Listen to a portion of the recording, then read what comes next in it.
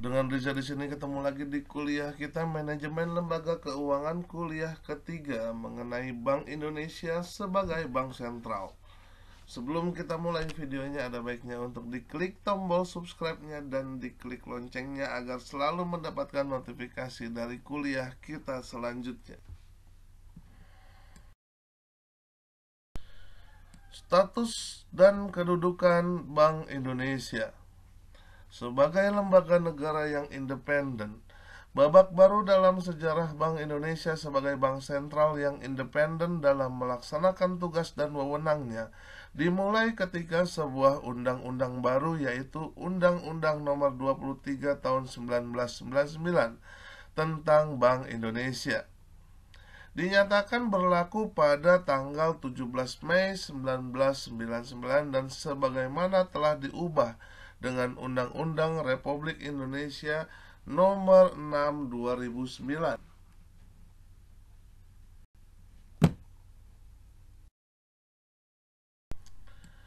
Undang-undang ini memberikan status dan kedudukan sebagai suatu lembaga negara yang independen dalam melaksanakan tugas dan wewenangnya, bebas dari campur tangan pemerintah dan atau pihak lain, kecuali untuk hal-hal yang secara tegas diatur dalam undang-undang ini.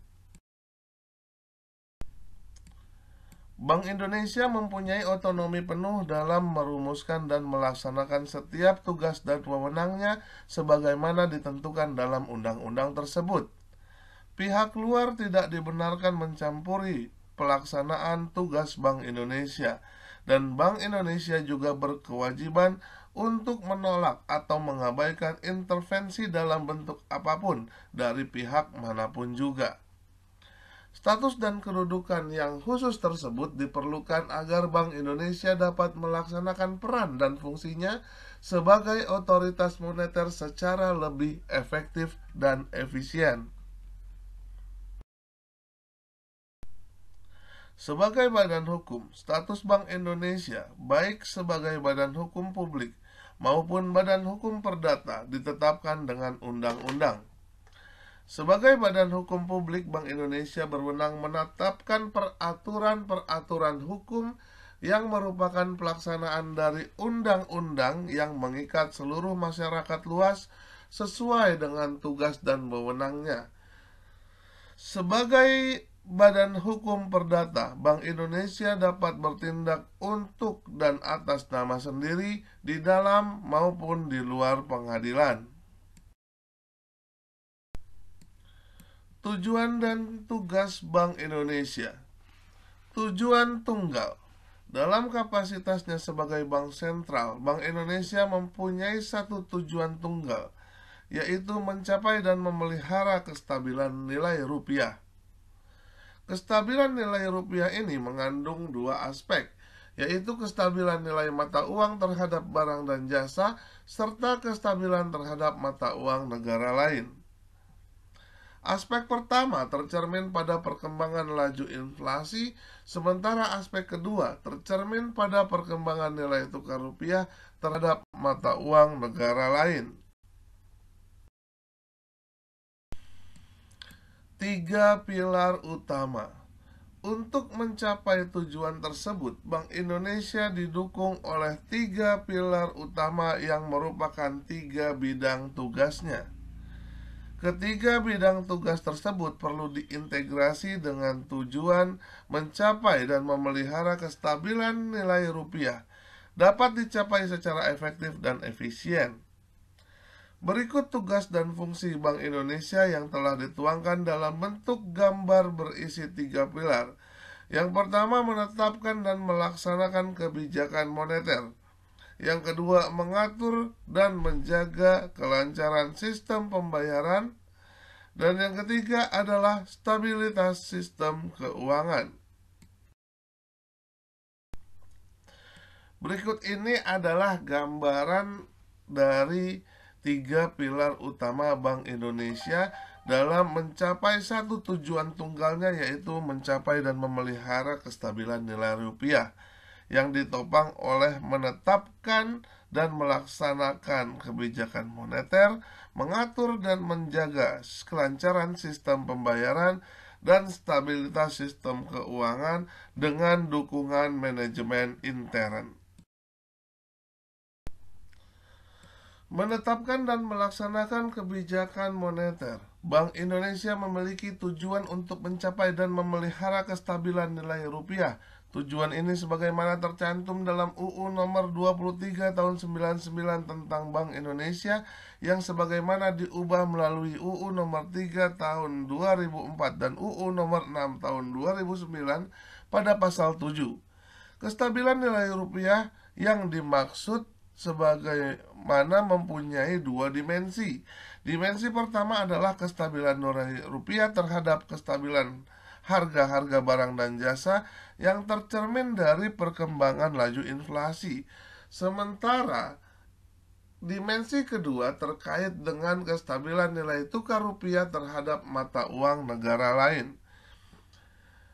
Indonesia menganut sistem nilai tukar mengambang atau free floating. Namun, peran kestabilan nilai tukar sangat penting dalam mencapai stabilitas harga dan sistem keuangan. Dalam upaya mencapai tujuan tersebut, Bank Indonesia sejak 1 Juli 2005 menerapkan kerangka kebijakan moneter Inflation Targeting Framework atau ITF. Kerangka kebijakan-kebijakan tersebut dipandang sesuai dengan mandat dan aspek kelembagaan yang diamanatkan oleh undang-undang.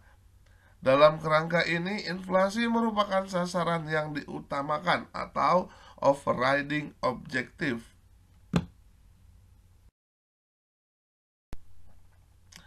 Selanjutnya, Bank Indonesia terus melakukan berbagai penyempurnaan kerangka kebijakan moneter sesuai dengan perubahan dinamika dan tantangan perekonomian yang terjadi guna memperkuat efektivitasnya.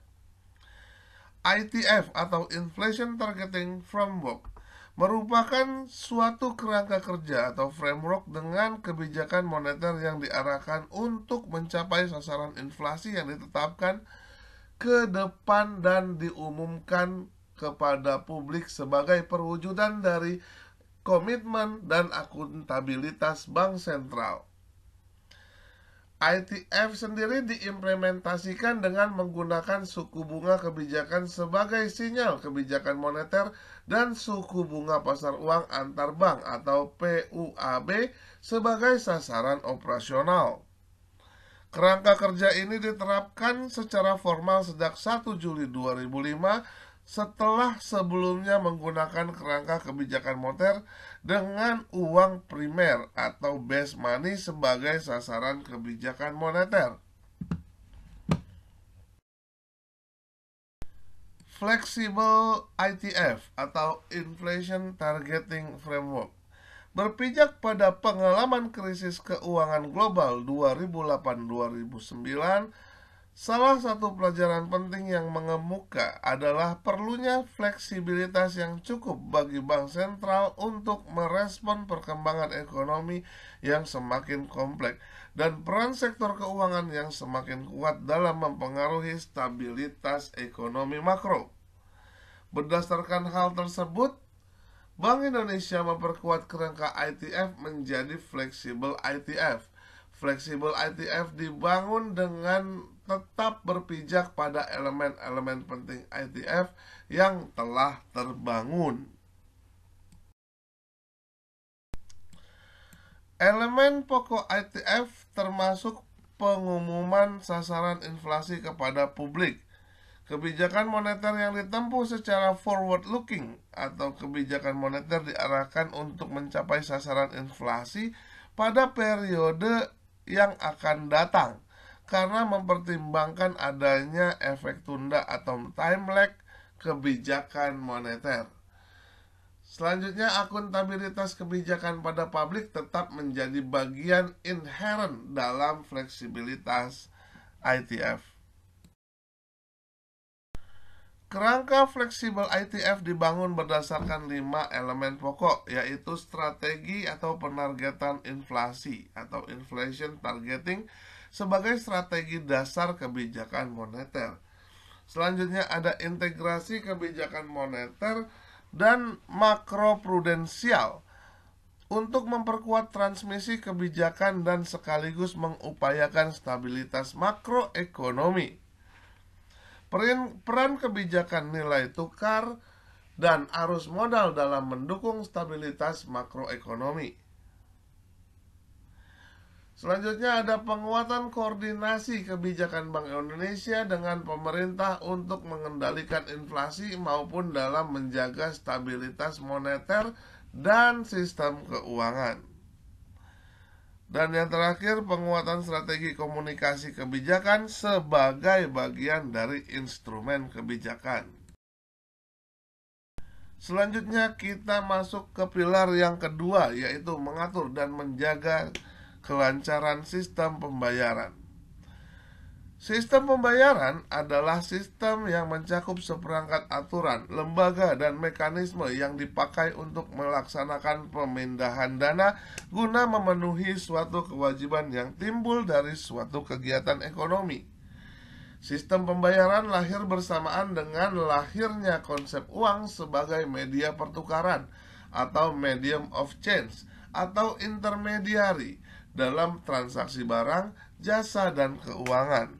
Pada prinsipnya, sistem pembayaran memiliki 3 tahap pemprosesan, yaitu otorisasi, clearing, dan penyelesaian akhir atau settlement. Kita masuk ke dalam pilar yang ketiga, yaitu stabilitas sistem keuangan. Stabilitas sistem keuangan adalah suatu kondisi yang memungkinkan sistem keuangan nasional berfungsi efektif dan efisien, serta mampu bertahan terhadap kerentanan internal dan eksternal, sehingga alokasi sumber pendanaan atau pembiayaan dapat berkontribusi pada pertumbuhan dan stabilitas perekonomian nasional. Sebagai bank sentral, Bank Indonesia memiliki kepentingan untuk menjaga stabilitas sistem keuangan dalam rangka menopang stabilitas perekonomian. Hal ini juga terkait dengan fungsi BI sebagai Lender of Last Resort atau LOLR, yaitu otoritas yang berwenang menyediakan likuiditas pada saat krisis. Di sisi lain, Bank Indonesia juga merupakan otoritas yang memegang mandat moneter serta sistem pembayaran. Gejolak di sistem moneter dapat mengganggu stabilitas sistem keuangan, demikian juga sebaliknya. Sistem pembayaran yang bermasalah pada akhirnya dapat menyebabkan instabilitas sistem keuangan. Begitu pula gejolak sistem keuangan dapat menghambat kelancaran sistem pembayaran.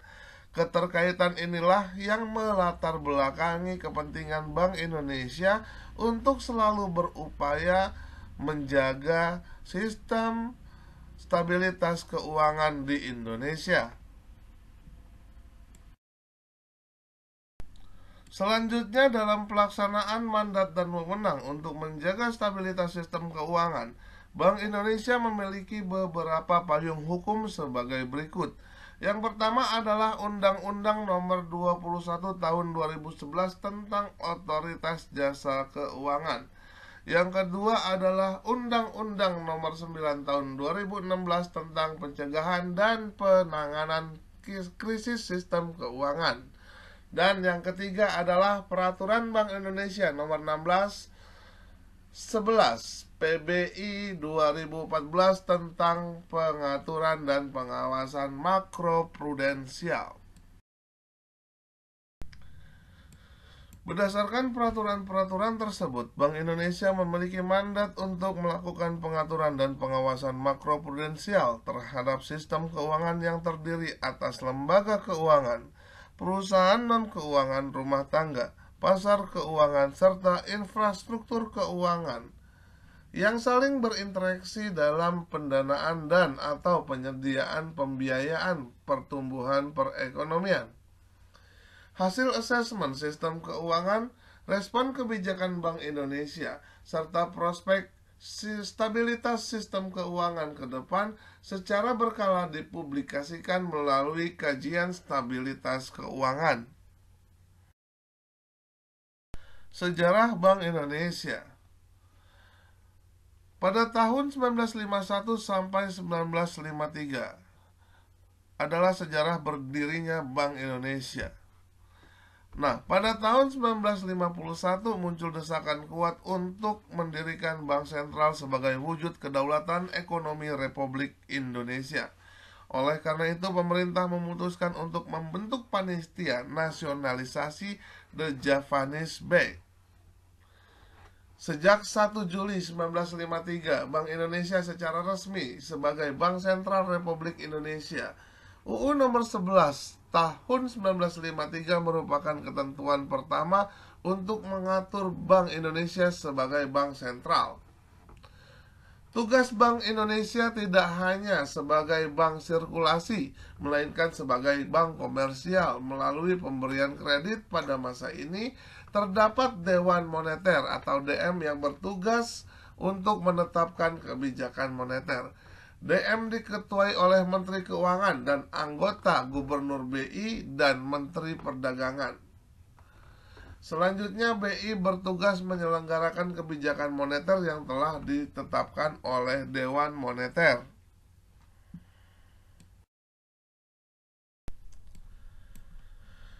Pada tahun 1968, Bank Indonesia sebagai agen pembangunan dan pemegang kas negara. Maksudnya adalah pada tahun 1968 pemerintah RI mengeluarkan Undang-Undang Nomor 13 Tahun 1968 tentang Bank Indonesia. Undang-undang ini mengembalikan tugas Bank Indonesia sebagai Bank Sentral Republik Indonesia dan menghentikan status Bank Indonesia sebagai BNI Unit 1. Salah satu pasal dalam undang-undang ini juga mengatur bahwa BI tidak lagi memiliki fungsi untuk menyalurkan kredit komersial, namun berperan sebagai agen pembangunan dan pemegang kas negara saja.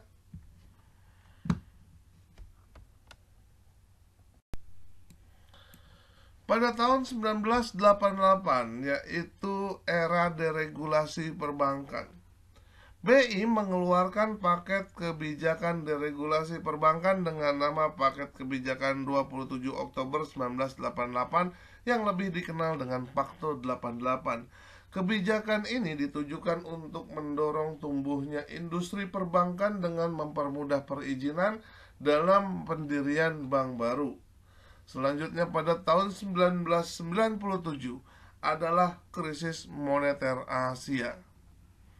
Krisis moneter Asia terjadi di Asia mendorong BI mengambil langkah-langkah kebijakan penanggulangan krisis seperti penerapan kebijakan floating exchange rate untuk nilai tukar. Selanjutnya penutupan bank-bank bermasalah dan restrukturisasi bank yang tidak sehat. Undang-Undang Nomor 23 Tahun 99 tentang Bank Indonesia. Dengan adanya Undang-Undang Nomor 23 Tahun 99 tentang Bank Indonesia ditetapkan sebagai bank sentral yang bersifat independen. Undang-undang ini menetapkan tujuan tunggal Bank Indonesia, yaitu mencapai dan memelihara kestabilan nilai rupiah dan menghapuskan tujuan sebagai agen pembangunan. Sejak periode ini, Bank Indonesia menerapkan rezim kebijakan moneter dengan Inflation Targeting Framework atau ITF. Dalam framework ITF, kredibilitas Bank Indonesia dinilai dari kemampuannya mencapai sasaran inflasi yang ditetapkan oleh pemerintah.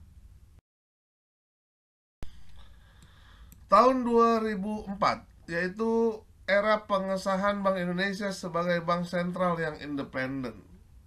DPR mengesahkan Undang-Undang Nomor 3 Tahun 2004 tentang perubahan atas Undang-Undang Nomor 23 Tahun 99 tentang Bank Indonesia. Undang-undang ini berisi tentang penegasan terhadap kedudukan bank sentral yang independen, penyempurnaan peraturan tugas dan wewenang, serta penataan fungsi pengawasan Bank Indonesia. Selanjutnya pada tahun 2009 penegasan Bank Indonesia sebagai lender of the last resort. DPR mengesahkan Undang-Undang Nomor 6 tahun 2009 tentang penetapan peraturan pemerintah pengganti Undang-Undang Nomor 2 tahun 2008 tentang perubahan kedua atas Undang-Undang Nomor 23 tahun 99 tentang Bank Indonesia menjadi undang-undang. Undang-undang ini memperjelas dan mempertegas peran BI dalam fungsinya sebagai lender of the last resort. Pada 2011, fungsi pengaturan dan pengawasan perbankan berpindah ke OJK. DPR mengesahkan Undang-Undang Nomor 21 Tahun 2011 tentang Otoritas Jasa Keuangan yang mengalihkan fungsi pengaturan dan pengawasan perbankan dari Bank Indonesia ke OJK. Undang-undang ini membagi ruang lingkup pengaturan dan pengawasan mikroprudensial lembaga keuangan sebagai wewenang OJK, sementara pengaturan dan pengawasan makroprudensial menjadi tanggung jawab Bank Indonesia dengan sasaran stabilitas sistem keuangan. Quotes for today. Your future is creating by what you do today, not tomorrow. So be the best and be yourself. Sekian kuliah kita pada hari ini. Semoga bermanfaat buat kita semua. Keep your spirit to learn more. Please like, share, and comment. Dan jangan lupa untuk diklik tombol subscribe-nya dan diklik loncengnya agar selalu mendapatkan notifikasi dari kuliah-kuliah kita selanjutnya. Terima kasih.